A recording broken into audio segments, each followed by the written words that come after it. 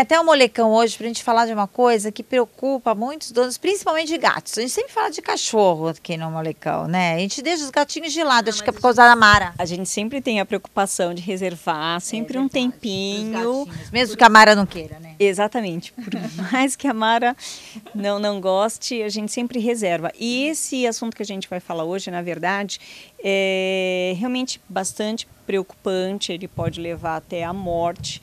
E como o Dr. Paulo falou, que bom que a incidência já não é tão grande, né? No passado era muito maior a incidência, hoje é menor devido ao tipo de alimentação e que os gatos têm atualmente e as idas ao veterinário que são mais frequentes. A gente vai falar hoje de impactação. Mas aí a Margarete falou que isso não acontece mais frequentemente, mas por quê? Pela consciência dos donos? Uma série de fatores, é um conjunto. Você tem hoje o animal sendo levado com mais frequência para o veterinário e também a indústria alimentar dos animais está bem melhor. Então você tem hoje rações com muito menos quantidade de gordura própria para determinados... Isso acontece também com a alimentação, porque antes também a gente dava muito alimento do que o dono comia, pegava e fazia um pratinho para o gato. Né? Isso, exatamente. E mesmo assim, mesmo aquele animal que era alimentado com um alimento industrial, com a ração, a fibra que era utilizada, de repente, não era uma fibra de tão boa qualidade e tão estudada como é atualmente, né? Então, existem alguns produtos, algumas marcas que usam aquela fibra chamada Psyllium, que é muito bom, inclusive, para nós, né? Uma fibra, assim, de alta qualidade para justamente ajudar o trânsito intestinal. Então, esse problema de impactação ou fecaloma, né, que se chama, às vezes pode ser provocado por uma alimentação não muito adequada.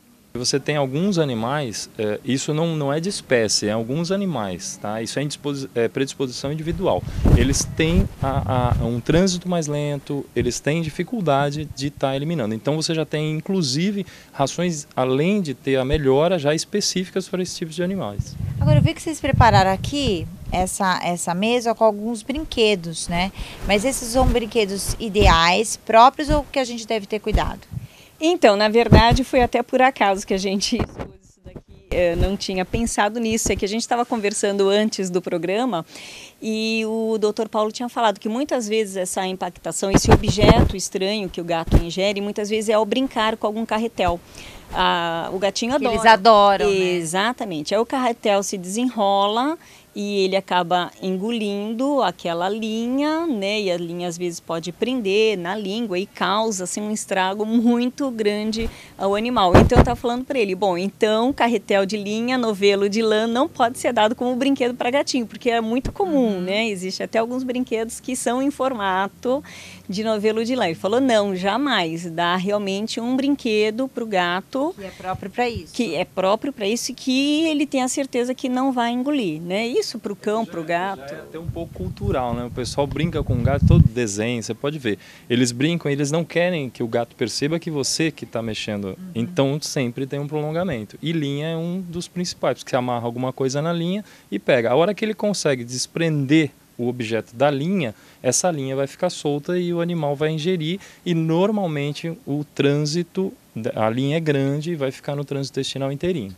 Então, Renata, agora a gente está falando assim de gato, né? Mas na verdade, por exemplo, esse problema de travar, vamos assim dizer, o intestino, pode ser também por uma ingestão excessiva de pelos, né? Aquele gato que se lambe muito.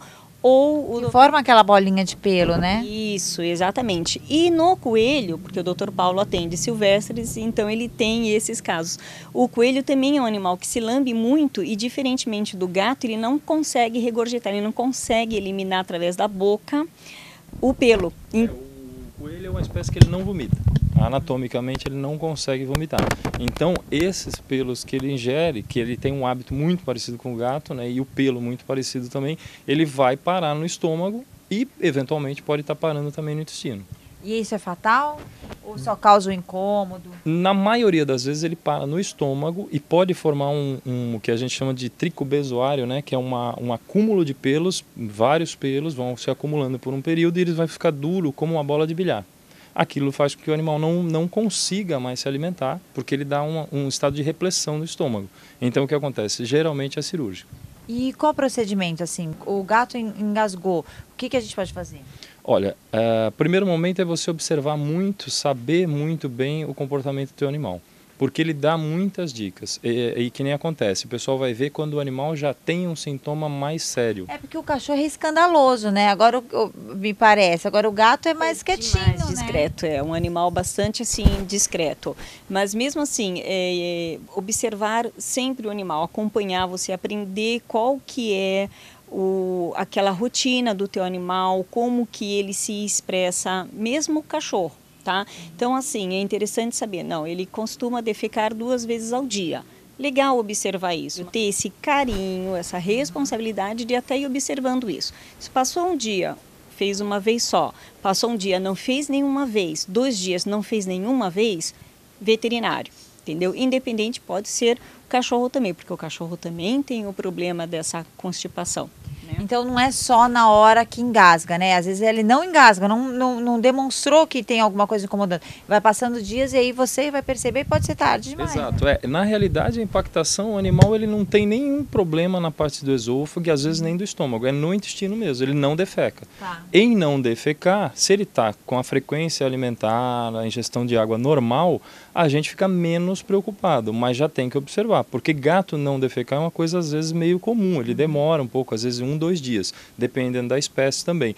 Mas passou um tempo e ele começa a não querer comer, já fica de olho. Porque se esperar ele vomitar por causa de uma impactação, é porque a coisa já está muito complicada. O negócio é esse, é você conhecer o seu animal, conhecer a rotina dele, né? E prestar atenção, porque muitas vezes acho que o animal fica ali, ele mesmo vai se livrar por ele, né? Por si só, e não é assim, né? Não, dependendo do caso, da situação, do grau, né? Da situação, da complicação, pode só tentar resolver com alguns produtos, alguns métodos, alguns procedimentos, né, como enema, né, tipo a lavagem intestinal ou uma medicação, mas tem casos que é cirúrgico mesmo. Então tem que ficar sempre ligado. Semana que vem a gente volta para falar de pulgas e carrapatos. Em cachorros e gatos ou tem específicos em gato? Não, em cachorro e gato. Cachorro e gato. Vai que tem Abre mais o leque. E coelho também, né? Vai que tem um tipo de carrapato e pulga só para gato, né? Não, nada disso. Semana que vem a gente vai falar de carrapato e pulga para os animais irracionais, né? Não nós. Não nós. Não nós. Chega de palhaçada, Renata. Semana que vem a gente volta.